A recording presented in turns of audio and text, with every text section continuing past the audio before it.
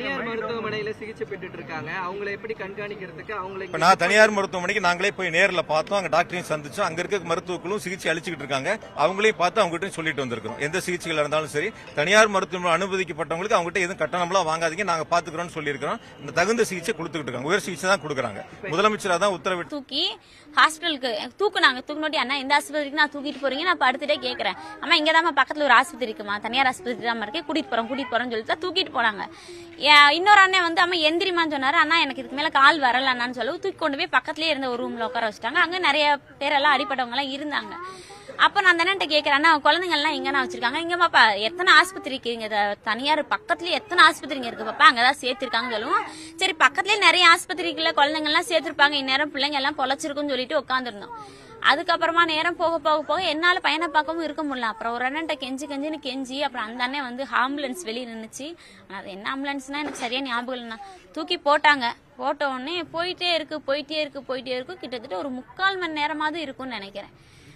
நான் அந்த அண்ணன்ட்ட கேட்கிறேன், ஆனா பக்கத்துல தானே இருக்கு ஹாஸ்பிட்டல்ல, அங்க தானே என் பையனை வச்சிருக்கேன்னு சொன்னாங்க. அங்க தானே அடிப்பட்டவங்க எல்லாத்தையும் கொண்டு போறேன்னு சொல்லி சொன்னாங்க. என்னன்னா நீங்க ரொம்ப தூரம் போற மாதிரி இருக்கு. நான் அந்த ஒரு இதுலயும் நான் கேட்கிறேன். அந்த அண்ணா தான் சொன்னாரு, அம்மா எந்த குழந்தையும் தனியார் ஆஸ்பத்திரிக்கு எடுத்துட்டு போக வாய்ப்பு இல்லை, எல்லா குழந்தைங்களும் ஜிஹெச்ல கொண்டு போய் போட்டிருக்காங்க.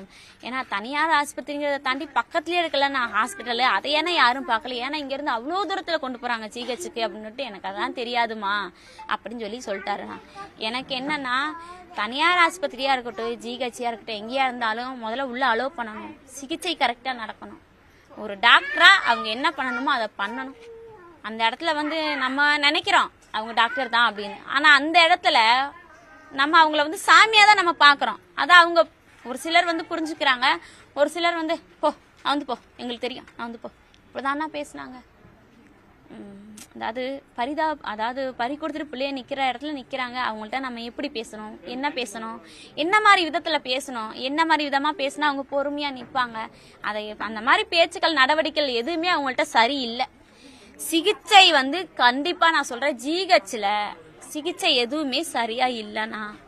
அதாவது பேரண்ட் கிட்ட பேசுற அந்த டாக்டரோட அந்த ஆக்டிவிட்டிஸும் சரி எதுவுமே வந்து ரெஸ்பாண்டிங்கே இல்லைண்ணா. சரியாவே அவங்க எல்லாம் பேசல.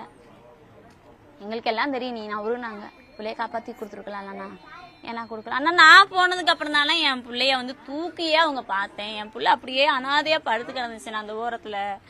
எனக்கு நடுவுல ஒரு குழந்தை, ஒரு பெண் குழந்தைய வச்சு வயசு பொண்ணுதான் தூக்கி செயல போட்டதுக்கு அப்புறம் தான் தெரியும் ஒரு அண்ணன் சொல்லி என் பையன் அங்கிட்டு அப்படியே படுத்து கிடக்குறானா. அங்க யாருமே இல்ல, ஒரு வார்டு பாய் இல்ல, ஒரு நர்ஸ் இல்ல, ஒரு டாக்டர் இல்ல, ஒரு போலீஸ் கூட இல்ல அந்த இடத்துல.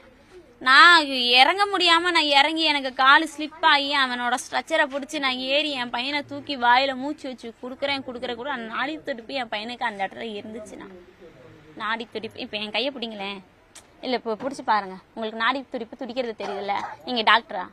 இல்ல சாதாரண ஒரு மனுஷன் தானே. இப்ப எனக்கு பிடிச்சா தெரியலனா அந்த மாதிரி நான் பிடிச்சி பார்த்தேனா என் பையனுக்கு நாடி துடிப்பு இருந்துச்சுன்னா காப்பாத்தி இருக்கலாம்னா. தூக்கிட்டு அங்கிட்டு ஒரு என்னென்னமோ இன்ஜெக்ஷன் தான் போறாங்க. நான் கேட்டா எங்களுக்கு தெரியும், நீ நவுந்து போ, அவனுக்கு மூச்சு வரணும், நவுந்து போன்றாங்க. ஆனா சுத்தி 10 பேர் நிக்கிறாங்க, ஆனா என்ன பண்றாங்கன்னே தெரியல, எட்டி பார்க்க கூட முடியலண்ணா. அப்படி ஊசி போட்டவங்க தான் நேரா மார்ச்சரி கொண்டு போயிட்டாங்க, பையனை பார்க்க கூட விடலாம்.